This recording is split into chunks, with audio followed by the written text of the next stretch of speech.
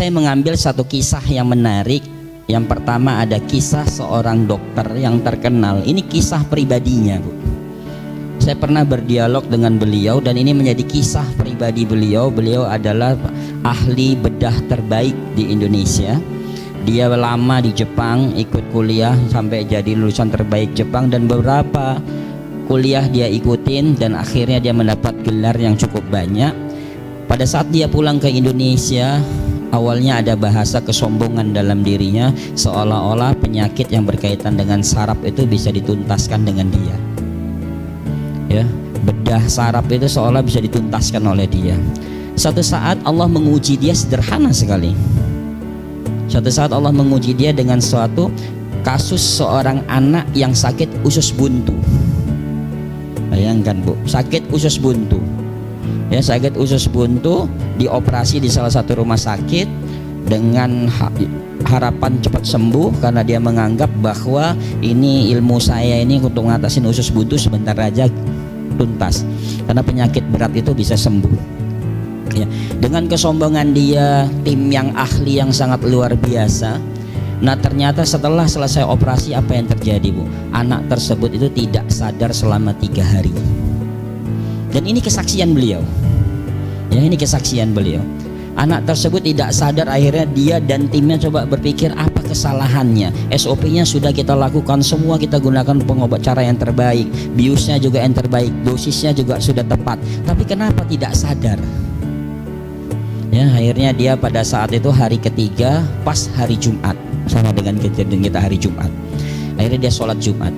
Sholat Jumat dia akhirnya nangis minta ampun kepada Allah. Minta ampun kepada Allah, tim-tim yang sombong, diri dia yang angkuh segala macam. Dia minta ampun bahwa ternyata tidak ada daya upaya manusia untuk bisa menyembuhkan. Betul-betul dia bertobat kepada Allah. Setelah itu dia masuk ke rumah sakitnya. Dari rumah sakit ke masjid jalannya tidak begitu jauh. Dia jalan dan dia lihat di kamar anak tersebut, ternyata anak yang pingsan tadi yang 3 hari tidak sadar sudah duduk dan lagi disuapin sama ibunya. Nah, ini yang harus kita rubah, Bu. Maka kalau kita bicara tentang bab kesehatan, pasti seluruh kitab tentang kesehatan bab awalnya adalah iman. Ya, bab awalnya itu adalah iman. Ya, bahwa tidak ada kemampuan kita untuk bisa menjas. Seorang dokter, seorang tabib, dia bukan hakim. Bisa tahu langsung ini 3 hari lagi meninggal. Ya, 6 hari lagi meninggal, nggak tahu. Itu rahasia Allah. Ya. Lalu kalau kita lihat sejarah tentang pengobatan, maka kita lihat yang pertama kali yang diangkat adalah 6000 tahun sebelum Masehi. Ya, jadi kalau kita bicara tentang madu itu, dikenalnya madu itu 4000 tahun sebelum Masehi, Bu. Jadi itu juga nggak sengaja.